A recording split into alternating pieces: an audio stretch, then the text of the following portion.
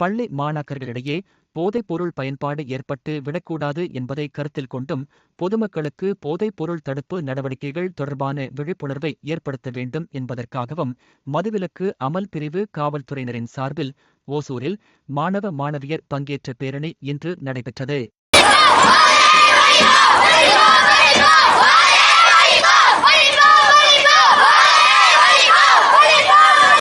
ஓசூரில் மதுவிலக்கு அமல் பிரிவு காவல்துறை சார்பில் போதைப் பொருள் தடுப்பு விழிப்புணர்வு பேரணி நடைபெற்றது.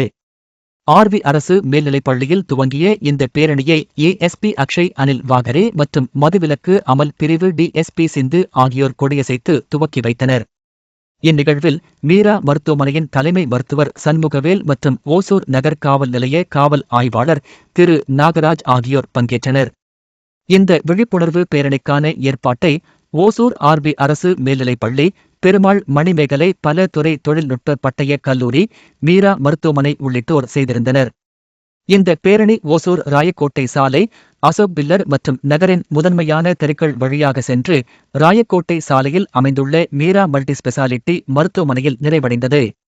இந்த பேரணியில் 500க்கும் மேற்பட்ட பள்ளி மாணாக்கர்கள், தன்னார்வலர்கள் கலந்து கொண்டு போதைப் பொருளுக்கு எதிரான பதாகைகளை ஏந்தி விழிப்புணர்வு முழக்கங்களை எழுப்பிச் சென்றனர்.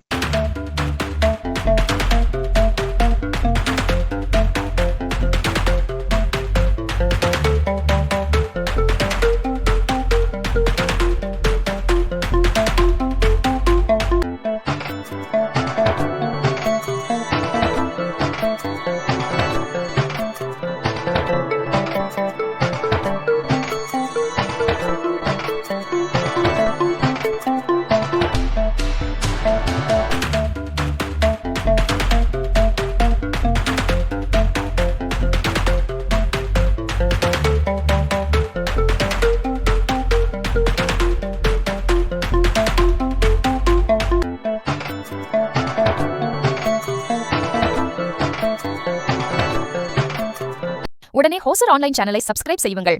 பெல் ஐகானை அழுத்துங்கள். ஓசூரின் ஒவ்வொரு முதன்மை தகவலையும் உடனுக்குடன் பெறுங்கள். இந்த காணொளி குறித்த கருத்துக்களை கமெண்ட் பாக்ஸில் பதிவிடுங்கள்.